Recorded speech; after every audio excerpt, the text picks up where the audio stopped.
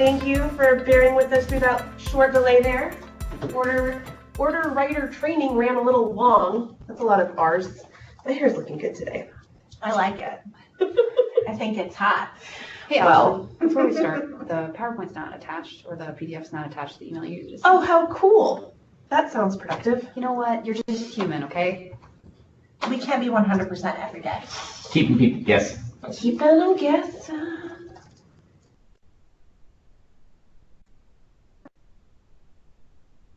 I need to turn my phone upside down. It's distracting me. All right, guys, sorry. I'm sending out the slides for real this time. We're going to seatbelt Mike in. Wow, only 5 minutes late. Thanks It's us. Thanks for working with us, guys. All right. But we really invested a lot of great time in our order writers today, and that's super important. Yeah. Investing in our order writers is just as important as investing in our wine knowledge, so we feel okay about it. Thanks for giving us the extra 5 minutes. Truth.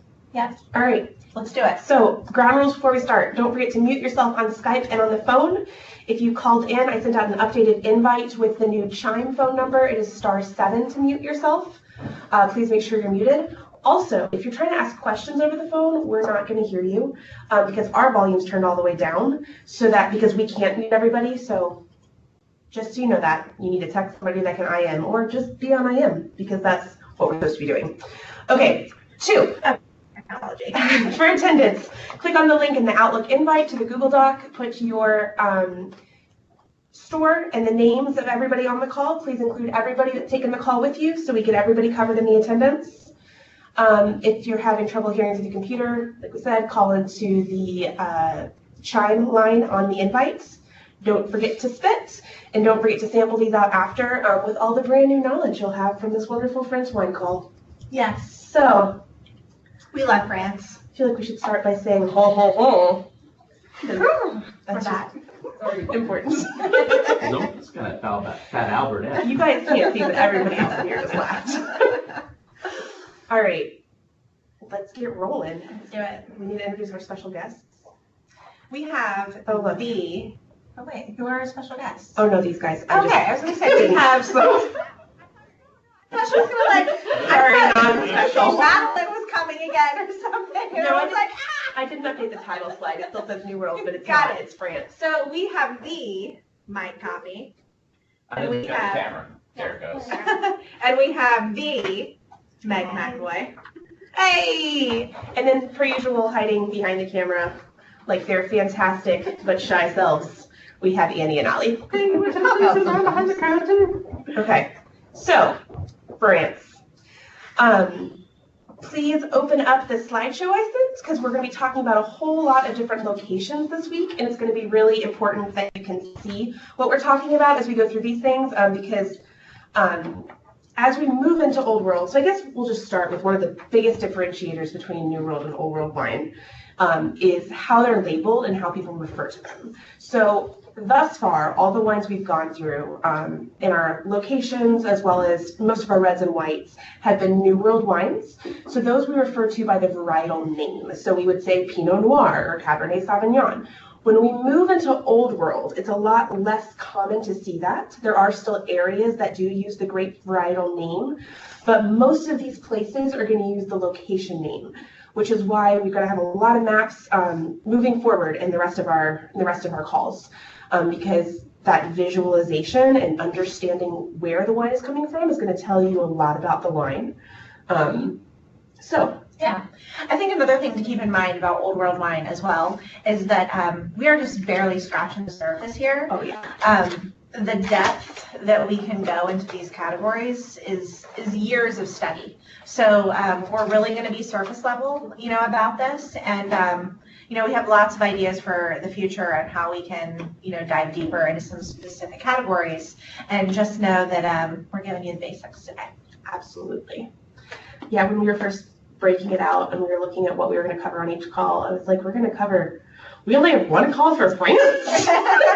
Great. Like, why don't we have 5 calls for France? Yeah, so, but it's because we didn't want to do like a 50-week course, so you're welcome. Okay, France. Maybe next year. Please pull up slide number 3. This is the first one with a map on it, and it's going to show you these major wine regions in France. We're going to dig really deeply into 3 of them, Bordeaux, Burgundy, and the Rhone Valley. We're going to lightly touch on a couple other ones. We're going to taste from more than those 3. We're also going to taste from Provence. We're going to taste from Alsace. In the Loire. In Loire. So let's start going. So slide 4, France can be divided into 3 climate zones. France can be divided into 3 climate zones. We have northern France is the cool climate. Wines here have very high acidity, tart fruit, mineral flavors. Regional production from the northern French area is Champagne, Muscadet, Loire Sauvignon Blanc, Burgundy Chardonnay, Loire Chenin Blanc, Alsace Riesling, and Burgundy Pinot Noir. These are the big ones from that area. Next, we have central France. And if you're following along in your book, too, we're on page 188. And that gives you a pretty good glance at these areas in France. So then central France is kind of a little band that goes across the country there. That is a warm climate area. The wines have moderate acidity. They still do have the tart fruit and soil flavors. Regional production includes Bordeaux Semillon, Beaujolais Gamay, Red Bordeaux Blend, Northern Rhone Syrah, and Sauternes. We've talked about some of these before. We'll say some of them today. And then Mediterranean France is exactly where you would think it would be, on the Mediterranean coast of France. This is also a warm climate. Côte d'Azur. Yes, so this is the first, well, this is one of the first coastal areas that we talked about that is a warm climate, because often the coastal areas are cool climate from those ocean breezes. But with this being a sea, not an ocean, it's a little bit different. So wines have medium acidity, ripe fruit, rustic earth flavors.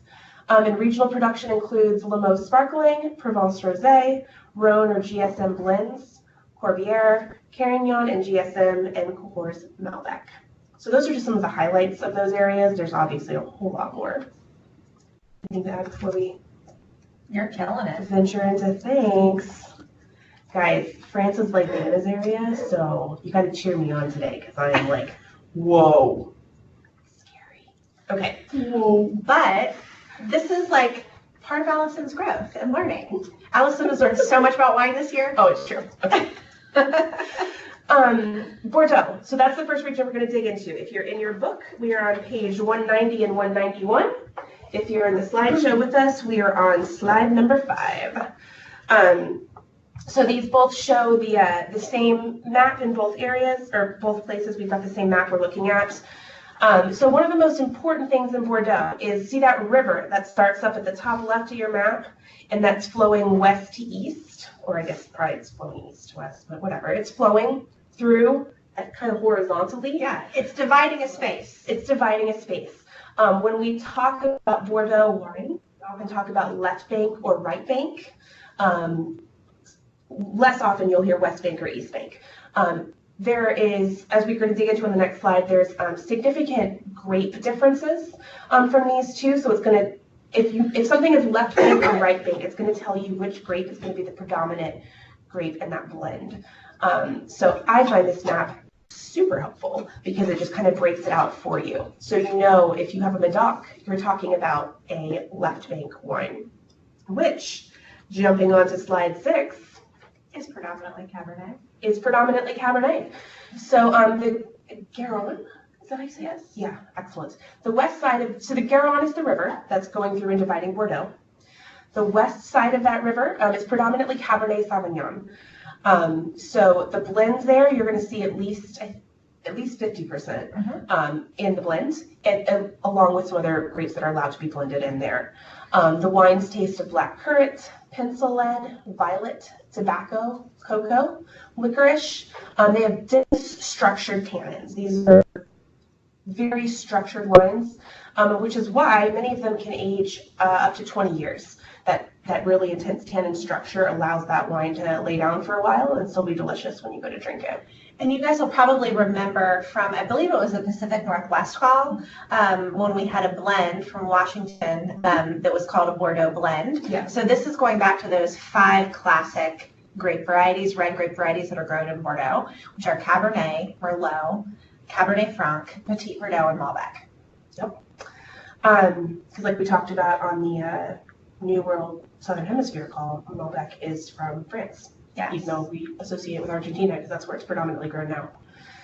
So right bank Bordeaux, crossing the river, the east side of the Garonne is predominantly Merlot blended with Cab Franc. So that's why we see those three major grapes there, the Cab Franc, Cabernet Sauvignon on the left bank, on the right bank, the Merlot and Cab Franc. Merlot and Cabernet both originated in Bordeaux. The wines from the right bank taste of leather, strawberry, fig, plum, vanilla, grilled almonds, smoke, and these have more silky, refined tannins, and that's from that Merlot being the more dominant grape as opposed to the Cab. So whereas left bank is much more structured, right bank is going to be a little bit silkier and more refined. And yet, some of these can age up to 30 years, so they still have some nice aging on them if you have a good producer and a good vintage. You know all those people that hate on Merlot? They don't know ish. It's true. Lots of snapping just happened, all sides of the table. Next, we have Bordeaux Blanc. So this is mostly Semillon and Sauvignon Blanc. Tastes of citrus, chamomile, grapefruit, and beeswax. So if you remember, these are some of the things we talked about in the New Zealand Sauv Blanc. It's just balanced a little differently when it's coming from Bordeaux. The bolder wines come from Pissac Lignon. It's been years since I took French. Pissac Lignon and Grave. And the lighter wines come from Entre du Mer. So we have kind of split there with the lighter and the heavier bodied wines. It's going to be really cool when we get to that white Bordeaux. Now that you guys have some depth in your tasting, you're really going to see what a textural experience you can get out of a wine that's considered waxy or lanolin. It's going to be really cool. I can't wait to hear what you guys have to say. So then other top wines from Bordeaux, Côte de Bordeaux, Rosé, Claret. That was the original style of Bordeaux back in the 17 and 1800s. And then Sauternes. So I'm going to let Dana take this next slide, slide 7. So we wanted to look at these wine labels with you guys and kind of talk through how to read them. We thought it might be a better visual to put it on a slide because then instead of having a little bit of lag time with the video, you can just be looking at your slide with us. So right now we are on slide 7 to look at a Bordeaux wine label. Will you guys hand me that bottle too? That bottle that's in front of you. It's not necessarily the same one. Yeah.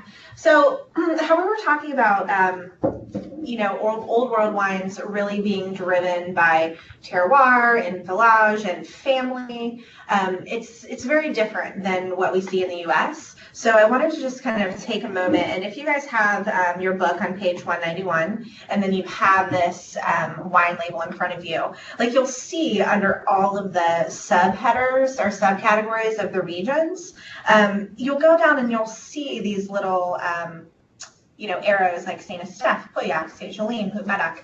Those are different villages per se, where the wine will be used to this. Why can't I talk today? I'm all talked out from the order writer training. This is going to help you determine what the grape or what the wine should taste like, and it's one of those like point of reference where you can say, oh, I love a Saint Estèphe because of X, Y, and Z, and I don't like a Fronsac as much because it's lighter bodied, or whatever you go to determine for yourself, so that you can continue to kind of buy the wines based on what you really enjoy. And like we said before, this is years of studying and learning, and maps are so important when you're going into old world wine because you got to remember all this stuff. Anyway, so if you're taking a look on that slide, you'll see the chateau written kind of in the middle there. So that is the farm per se, like that is where the grapes are grown, the name of the vineyard. And then you go right below it and you'll see Pauillac, and that is the appellation. So that is the village appellation. Go down a little bit further and you'll see the estate logo over there to the left. You'll see some bottling information over on the right. That little symbol indicates that it's bottled at the chateau. The symbol on the right when you're looking at the label. Did I say left? No, I I don't said think you right. said anything. Sorry, looking on You the just said right. the symbol.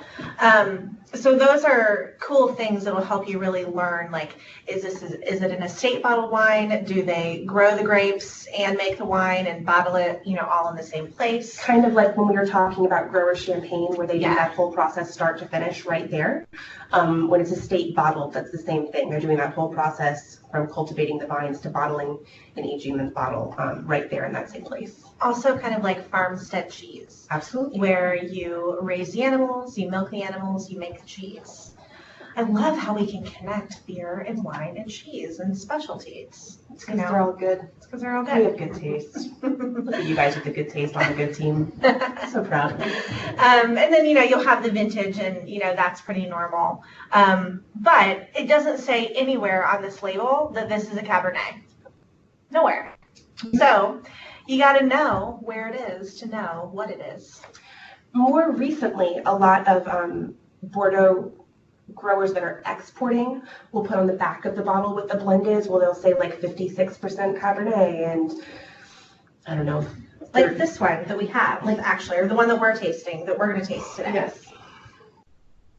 Yeah, the Chateau Greysac. Mm-hmm. So it says, It's not traditional because this is from the left and it is predominantly Merlot. So they're jamming us up. yeah, they are. They're tricking us. Okay. Burgundy. Moving on to Burgundy. So we are on slide 8. So we're going to move. So we were just here in Bordeaux. We are moving west, east. That's east. East is that way, across the country to Burgundy now. Okay. So Burgundy, we have a couple of main areas. We have Côte d'Or, we have Côte Chalonnaise, we have Mâconnais. Further up northeast, I'm looking at the wrong page. Northeast. Yeah, northeast. We have Chablis. Those are our major areas there. And then in terms of grapes coming from Bordeaux, so the first one that is pretty well known is Chablis. This is mainly an unoaked Chardonnay. Wines tend to taste of yellow apple, passion fruit, citrus. They have high acidity. At the Grand Cru level, you will start to see Chablis made more toasty with oak. But if your Chablis is not a Grand Cru, it's pretty likely that it's not seen much oak. It's going to be a lighter, much less oak Chardonnay. So think way less oaky than like the Sonoma Chardonnays that we've tried. A little bit closer to like a Clean, fresh, crisp. vibrant acidity. Mm-hmm. Next up is Pinot Noir or Côte d'Or. So at the village level, these wines taste rustic with notes, the village level. These wines taste rustic with notes of mushrooms, potting soil, and tart berries. The Premier Cru and Grand Cru wines are going to taste more of dried cranberry, candied hibiscus, vanilla, rose. These are going to be moderate tannin wines. The Côte d'Or is also divided into two very distinct regions, the northern section and the more southern section, even though they're both north, where you have the Côte Nuit and Côte d'Or. Yeah. When we jump onto the, it was the slide before this that showed the map. Yeah, okay, cool. Chardonnay Mâconnais. So this is a light unoaked style of Chardonnay. So you're seeing a trend here, tends towards unoaked in Bordeaux. Wines taste of ripe yellow apple, hints of lemon zest, apricots. They have a zesty finish. And again, that zesty finish is coming from the acidity that you have more of because you're not kind of covering that up with the oaky tannins. The largest wine villages here are, I'm going to say it. Pouilly-Fuissé. I wasn't going to say it. Pouilly-Fuissé, Saint-Véran, and Viry-Classé. Pouilly-Fuissé is super classic, and you guys, we have it on the shelves. You'll see it. Customers will ask for it by name. It's unoaked Chardonnay. Often confused with Pouilly-Fumé from the Loire, which is Sauvignon Blanc. Yeah. Yep. Yeah. There you go.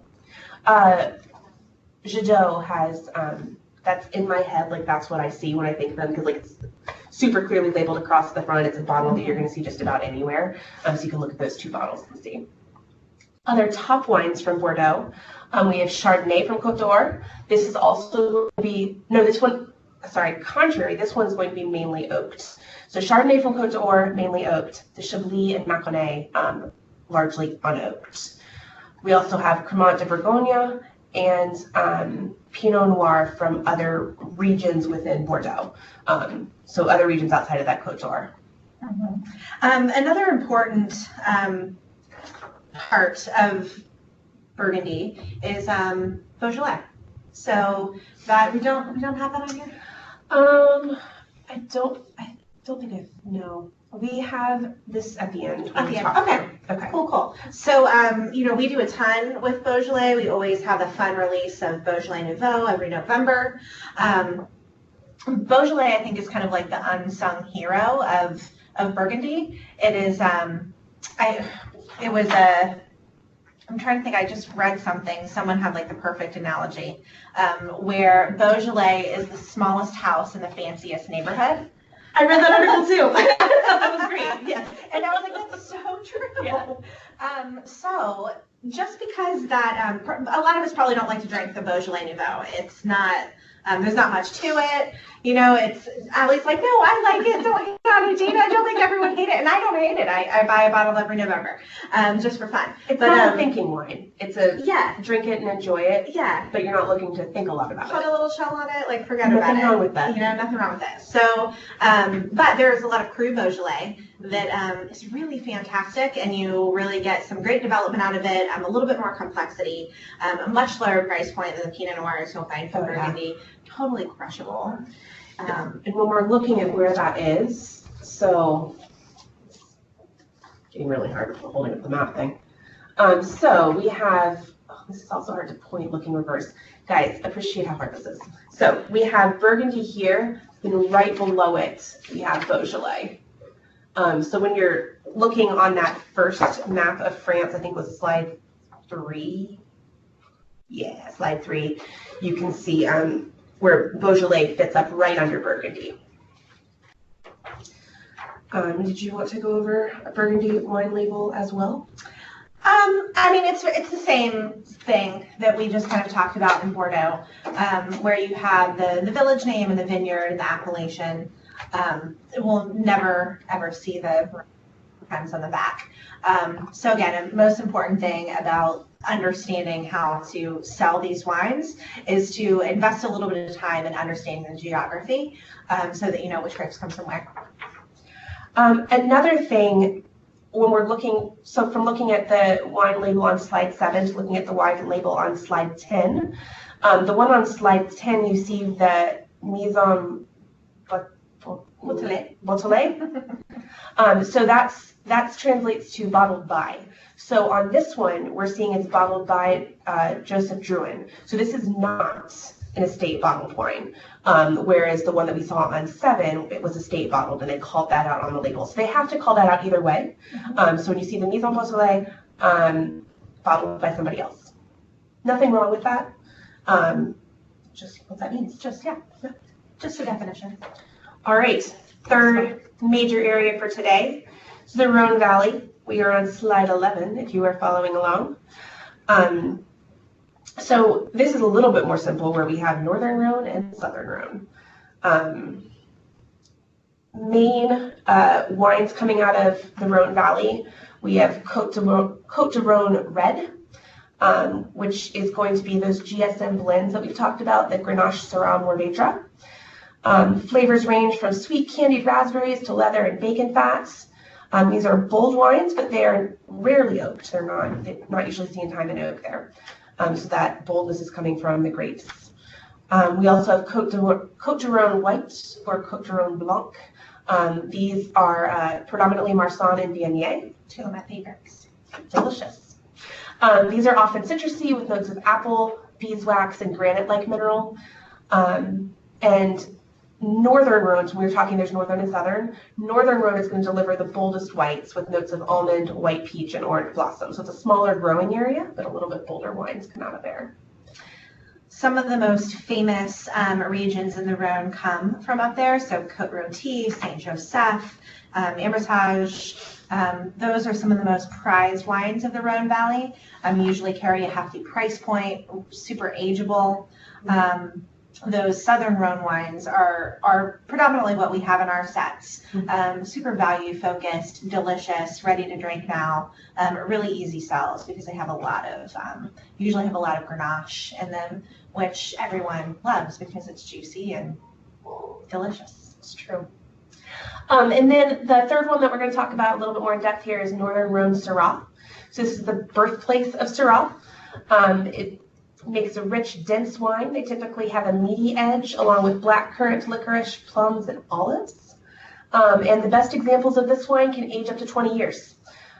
So again, I'm talking about a big, full-bodied, structured wine that can be laid down for a while and still delicious. The most characteristic flavors to me on those Northern Rhone Syrahs are blueberries and bacon fat. Like, who doesn't want that? I want that always. Yeah, Blueberries and bacon. that's true. Yeah. Other top wines from the Rhone Valley, Rhone Rosés, Taval Rosés, Chateauneuf-du-Pape, and Muscat Baume de Venise. On slide 13, we have 3 different Rhone labels. So this shows the different levels of wines from the Rhone. So we have an AOC, which is just basic. It's from the Rhone. It meets the requirements, and so it gets a Rhone on there.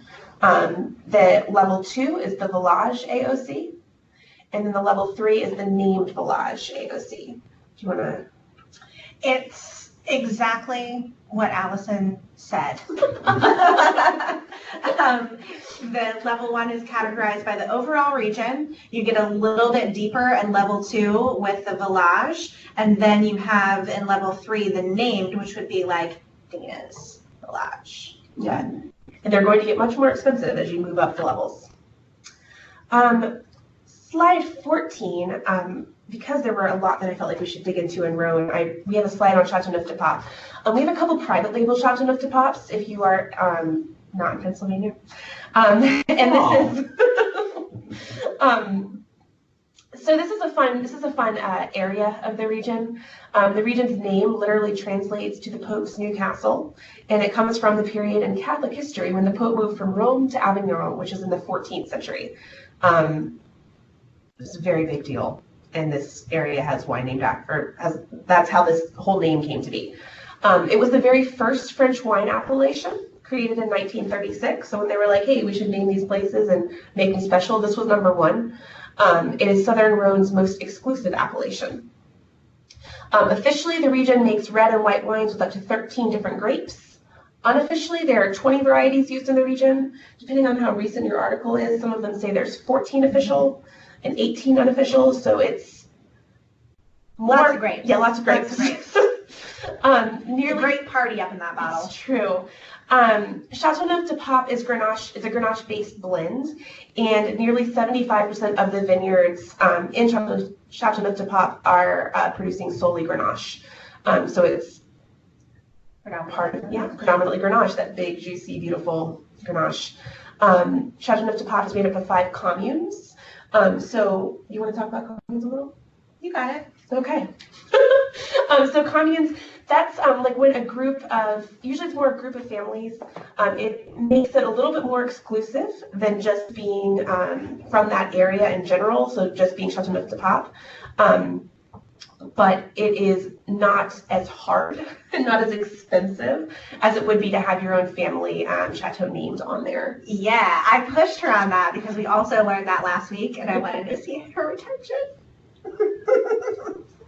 Yay! All right. Pass the test. You did? We don't know. Oh, I was like, tell us that. We don't know. Yeah, no, you'll know when we know. All right. Chateauneuf-du-Pape averages 2,800 hours of sun per growing season. This makes it one of the sunniest regions in France. That's a lot of sun. That's as sunny as LA. So when you think wine region, you don't usually think that sunny, but this is an incredibly sunny region. That's why everyone's happy there. Yeah, and drinking wine in the sun. That's also a big part of it. Yeah. I'm always happy when I'm drinking wine in the sun. I don't know about you all. Red wines typically age 10 to 20 years, depending on the producer, vintage, and style. And white wines can age up to about 10 years. There are white Chateauneuf de Papes, Chateauneuf de Pape Blancs. So good. Very good. Much harder to find, as only 7% of the grapes in the region are white. So it's a much less produced wine, much harder to find, but delicious if you can find a bottle. You absolutely should get it. And they're out there. You can totally find one. They're around $60, but it's worth it to treat yourself. Yes. I linked a couple of articles, a couple great articles from Wine Folly in there about Chateauneuf de Pape. Okay, so slides 15 and 16, like we were saying, there's just a ton of French wine regions. They're all important. We can't go into all of them today. We're already halfway through our call and we haven't started tasting yet. Yeah. When we get to some of the things that we're tasting, we'll touch on the region a little bit.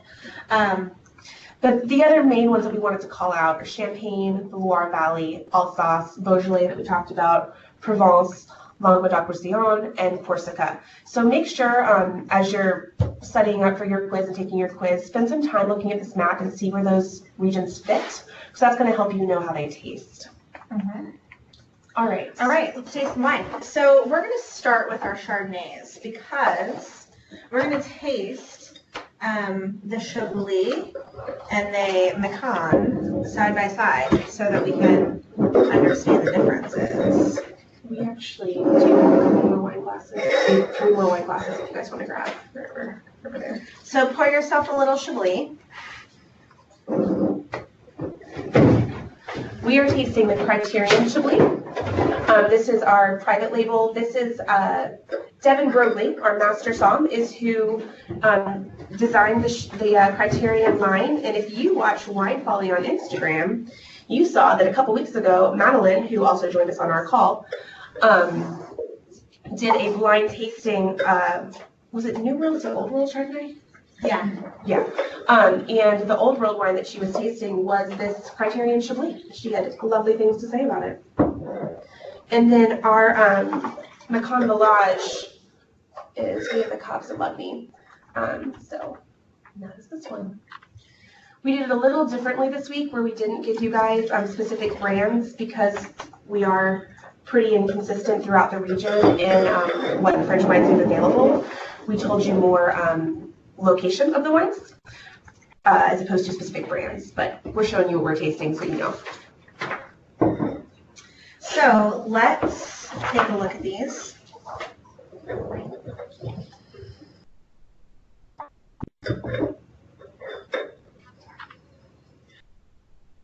So how are these looking to you? That Chablis is really pale. It is. Right? And then that Pale straw. the Macon is a little bit richer in color. Right? The Macon and the Chablis. So while you're tasting these, keep in mind that these are both unoaked Chardonnay. And what you're really going to see here is Allison is throwing her wine on me. God, are you that sick of me? We spent a lot of time together last week. And she's just like, now she's being mean. We're going to throw biscuits at each other. We're not even going to bring up the group text. Anyway, these are both unoaked Chardonnay. So what you're really going to be seeing, and the differences here, is climate, temperature, terroir. Yeah. You got a colder climate and a little bit of a warmer, even though they're both technically cold climate wines. There's a little bit of a difference. So let's taste it.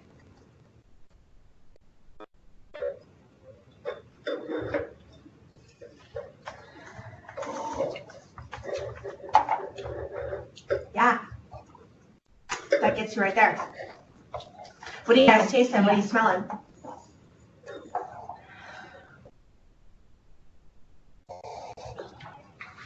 There's nothing coming in.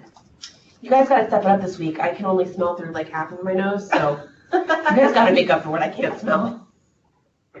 Chablis is super acidic. Yep, it's got some Absolutely. chicken acid.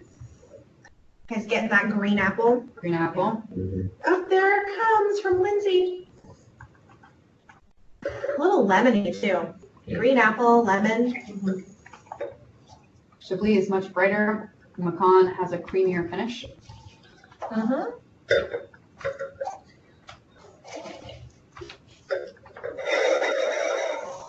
I'm gonna get up in that pecan. It even smells different. yeah. You just get like a deeper, richer, almost peachy nose. Jerry says the Macon seems fuller bodied. Michael says underripe pear. Which one are you talking about, Michael? Mm-hmm. Definitely a little bit of white flour on there, Tripped, for sure. So do you guys get that kind of, that textural feeling a little bit on the center of the mouth? It almost feels like gummy bears, you know, like you're eating gummy bears and you get that like waxy feeling on your tongue. I was gonna say when you eat like conventional icing frosting. Gummy bears. Why do I like either of those? Mike wants frosting. I could get down I'll with both take those either of things. those, yes. I already had a pack of, well, bunny gummies, not Just those one gummy pack? bears. I only had one pack. Allie got us some snacks. Jenny's gummy bunnies.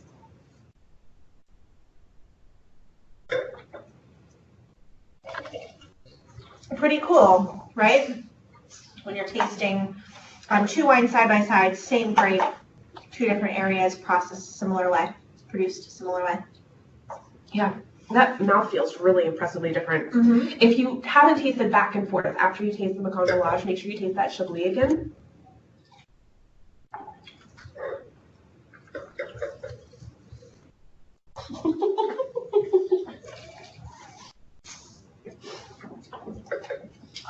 I like that Chablis. It's good. Yeah, the acidity on that Chablis really cuts through the kind of fatty, almost oily mouthfeel on the Macon It would have Delage. been so good with that cheese we were eating yesterday. Oh yeah. So we have a new cheese coming. Our friends up in the Northeast pushed one of their locals down to us because we're always pushing our locals up to them. So we're authorizing a new triple creme called St. Stephen from Four fat fowl. Four fat chickens. I don't know why I prefer to say that. I don't think I've ever heard you not say them both together. Well, 2 days in a row, you know, it's on my mind. Ever. All right, guys, let's move on. Yeah, Joseph says definitely get the wax after the second one. Yeah, that's. Yeah, sure, or these, whatever. One is white cup. There's, Now we're gonna hit up that white Bordeaux. So we're gonna have a blend here of Sauvignon Blanc and Semillon. we are tasting the Chateau Gravier. So we see, like we were talking about, we have the Chateau, we have the what it is, we have the year. What else do we have? Oh, that's right here. It says mise en bouteiller at au Chateau. That means grown and made at the Chateau because when it has the mise en there. That's the grown and. So what do y'all think of this color?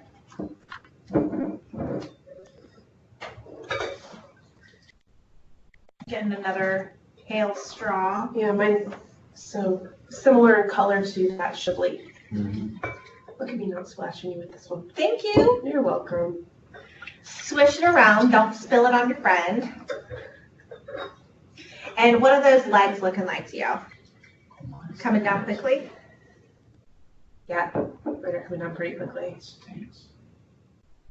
There is a little funk on that. Yeah. Yeah. Definitely some savory vegetal aromas. A little bit like sage turnip. or I something? was thinking turnip, Turnip? Okay.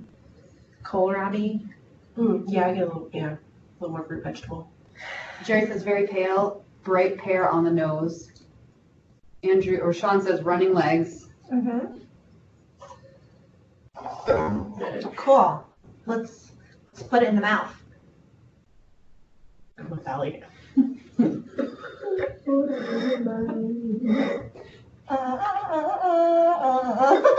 Oh my god. Mike and I like the same songs. Often. You'll often see us coming and finishing each other's lyrics, and we're never really together, but we're always dancing at the same time to the song. So anyway, we won't speak those lyrics, but anyway. So which I'll taste it. Steve says old school stuff. Yes, old school stuff, because we're old. I like that, Jen. Jen says like you. So we have Andrew saying not nearly as acidic as the Macon Village. Jen says like you ran over a lemon and flowers while mowing the grass. I like Love it.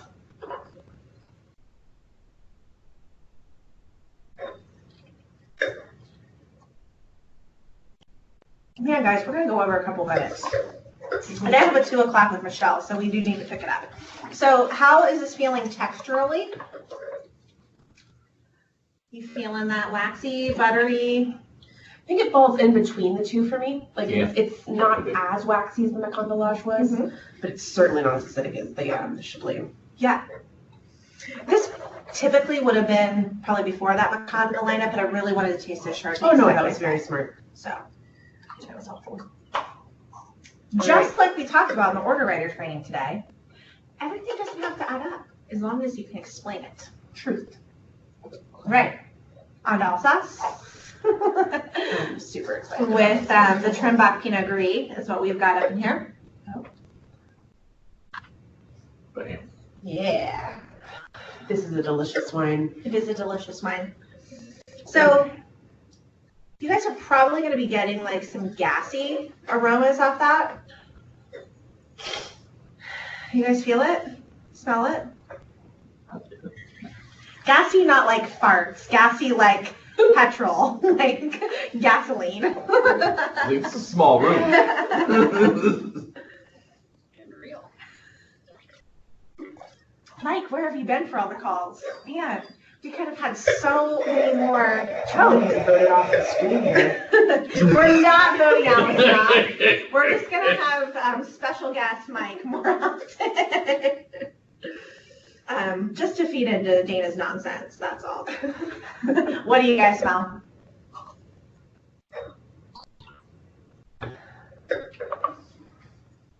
So, definitely getting that petrol. Definitely getting some white flowers, a little bit of jasmine, a little bit of honeysuckle.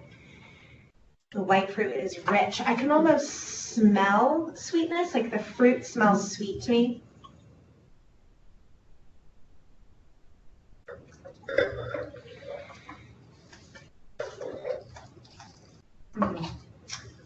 Fantastic acidity.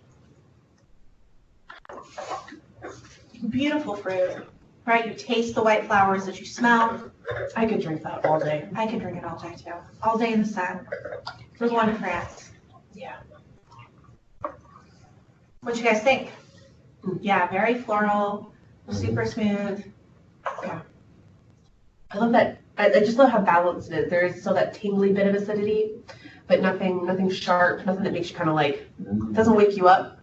Honeysuckle. Mm-hmm. Yeah, super yum. Very nice mouthfeel. Super yum. All right, we're gonna hit up a rosé for Provence. So, tiny bit about Alsace. It's super northern France, very close to like Switzerland and Germany. It's real cold up there. So the wines are very acid forward, light bodied, juicy, sweet white flower, sweet fruit aromas. Pretty typical, which is a classic representation. And then moving into Provence, now we're talking much more southern. So, yeah. Do we know the grape breakdown on this? I'm assuming it's probably Carignan and maybe a little Syrah. I don't remember. I can pull it up really quickly. So we're tasting the X. Thank you, Allie. So we just had this on our rosé program. We've had this on our rosé program 2 years in a row now. This is delicious, delicious rosé. We have some big bottles of this that are going to be hanging around at the holiday meeting if y'all are coming. How big are the bottles? Like double and triple bottles. They have like 5 I liter think we have an bottles. Imperial. Yeah. Too. Yeah. Yeah. We have some big bottles. So if you're coming to the holiday meeting, be prepared to engage, contribute, answer questions, and win big bottles. It's Grenache, Syrah, and Cinsault. It smells really good. That was beautiful. And it tastes so yummy. I picked this one out just for you. Thanks. I've got two open bottles in my refrigerator right now. It smells like roses and Mhm. crushed strawberries, Joy, happiness. beautiful, very pale color, so soft. This is such a delicious wine. What else are you guys tasting out there? I don't know if everyone has this that they're in their glass, but Lots of watermelon and strawberry on the nose. gosh, this is a pretty wine. Can you guys explain the difference from light color versus dark color rosé? Yeah, it's all about skin contact. So the longer the wine stays in contact with the skins, the more color extraction you get. Because just like we talked about with the white wines, some of those are not made from, they're not necessarily made from white grapes, but it's not having any skin contact, so the wine comes out white. So just slightly less of that with the rosé. And I think there's a common misconception that dark rosé is sweet and light rosé is dry. Oh, yeah, that's not true. Totally not true. Yeah, the color of the rosé does not dictate the sweetness at all. I was drinking a rosé from one of our local producers just a week or so ago, and it was a Syrah rosé from Old Westminster Winery. They're making some killer wine. I drank another one of theirs last night. So good. Anyway, their Syrah rosé looks like Meg's lips. Not today, but she's got this like brownish lipstick on today. But Meg usually has these rockin' red lips, and that's what the wine looks like. And super juicy, super delicious, not sweet at all, but beautiful. I don't think I've ever seen Yeah, that lip before. wrapper. I love that. That's the second one. Oh my. Do you need adult? Woo! You need adult. That was awesome. Was that the second one for me? Yeah. I love your red lips. Which other one of us put in a bit? I don't know. I'm not the only freak on the team, guys. No, no. I'm not the only other one that says weird stuff. Look at Allison on my spit cup, just like bringing me in a freshie. On to the Reds. I don't just talk trash. I'm helpful too. She's my biggest trash talker. It's true. Good for you. That's very good for you. All right. So next up for this Burgundy Red, we are tasting from Jadot, a Pinot Noir Bourgogne. This is going to be on our fall program this year, our France versus California program. When I opened this up to smell it, to put it in the lineup, I was super excited. I was not expecting as much from this wine. I don't know why. I just expected to not be as pretty, but God, it smells so good. Yes. Also super flowery and rosy. Smells like a big, fat, juicy strawberry. Beautiful color. Like nice ruby, translucent.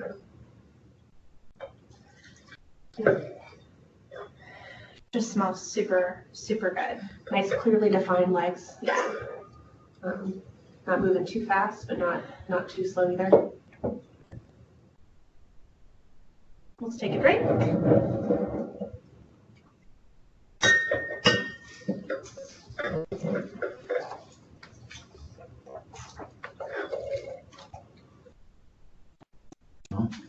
Yeah, Smoke the left. Burgundy Pinot all day.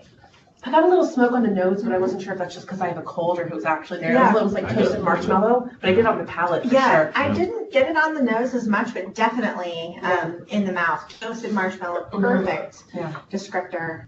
But you almost get that kind of like dustiness. Yeah. Super good, very juicy, red, vibrant foods. Ruby, Red, fruity, slightly vibrant smoky. fruits. You can definitely taste the terroir. Yeah, It's for like sure. burnt toast with strawberry jam on it. Yes. Ooh, that Joseph Drouin. Yum. I'm a little jealous. A little jealous, Sean. This is such a great representation. This is so true to the grape, so true to Burgundy Pinot. We're gonna sell the crap out of this. Excited Yeah, it's great. for this on the program, guys. It's really good.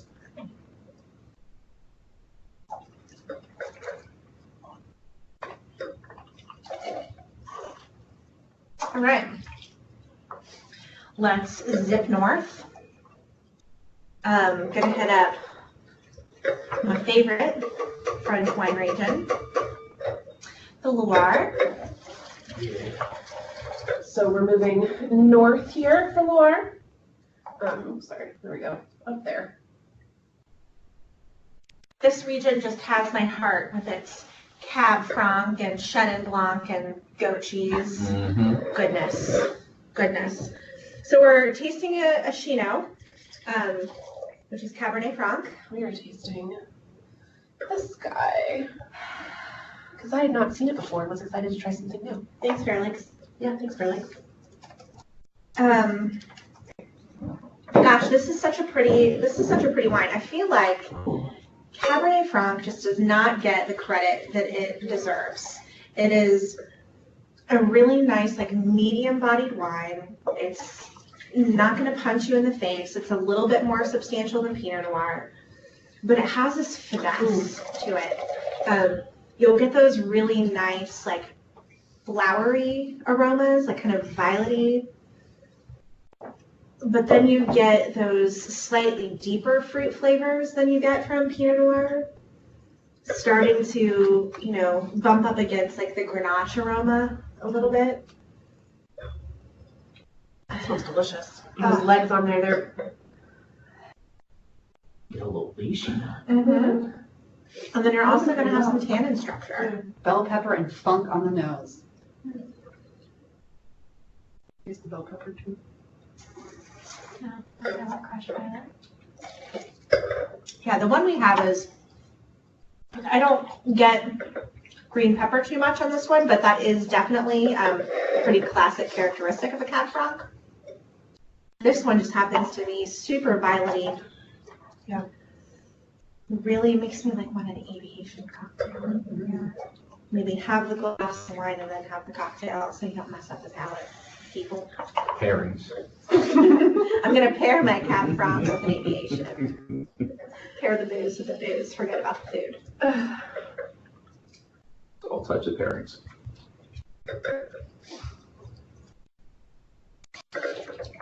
What do you guys think of that? How many of you, is this the first time you've tried a Chino? Hopefully not for too many of you. We had it on a program a couple years ago. Yeah, we did. Kind of peppery aftertaste. I get the sweetness from jalapeno pepper. Oh, Mhm. I like that descriptor. Yeah, I see that as well. I like it. I like it. Delicious.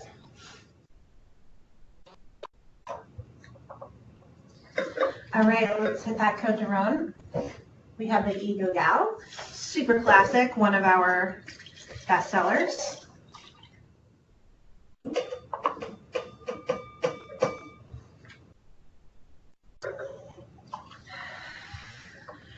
This is where we're gonna really feel the transition in weight and palate. The next two wines we have are just gonna punch it. Yeah. So really notice that color and look through it. It's really dark, heading more towards garnet from ruby. Still slightly transparent, but much harder to see through. Nose like burnt matches. Yeah, there's smoke on that for sure. Smoky Syrah. First. So smoke, and what type of fruits are you getting? Darkness, blackberry, blueberry. I was really hoping you just believe it as that. I get darkness. Darkness. It's like death. But in a good way. But in a good way. That smells delicious.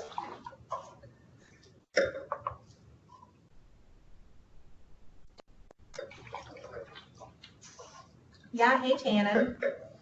Hey grippy. Kind of Oh, wow, yeah. hangs on to the side of the cheeks there. Oh yeah, for sure. Feels like your teeth are a little fuzzy, right? And when we were talking Côte d'Aron, we were talking about how these guys are really bold wines, but are rarely oaked. Mm-hmm. So that tannin's largely coming from the grape. Thick skins. And Grenache usually goes in with stems, right? Yeah. It's usually a whole cluster. So you have a lot of tannin in those stems. So that's part of this really strong, with it being a Grenache heavier blend often. That's part of that strong tannin structure that you get.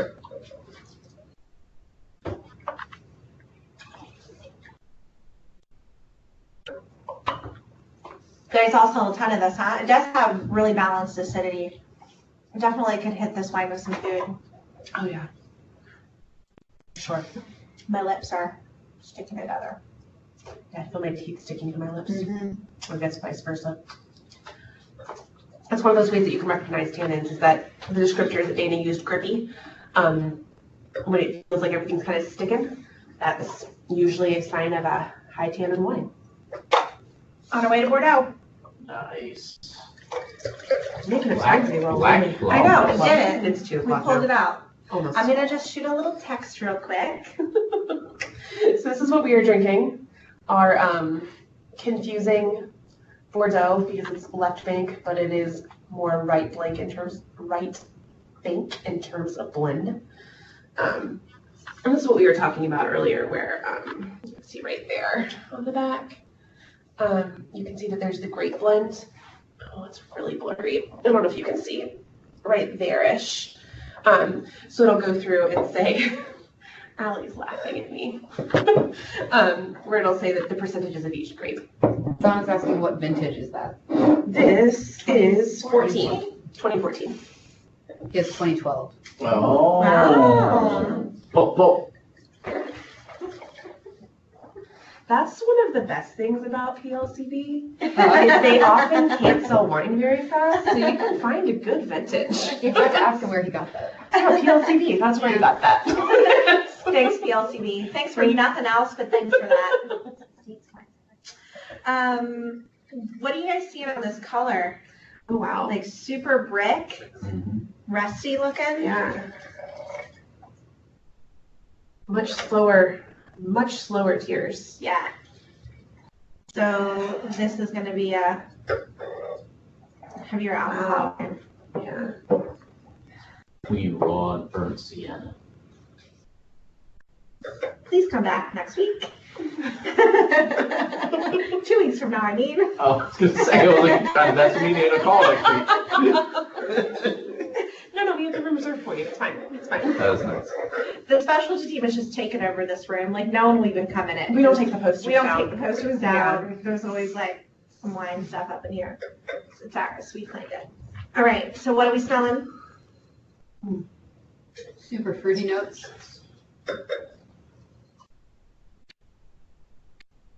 I'm getting some leather, some tobacco. Tobacco, that's it. A bit of black licorice. Got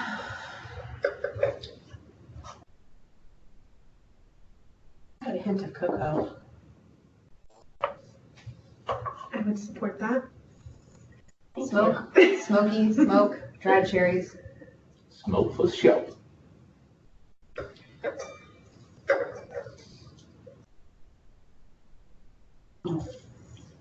Amarena cherries, anise, black Anise, jelly yeah. beans. Black jelly beans, yeah. Got Word. that black licorice up in there. I'm glad you guys smell it and taste it.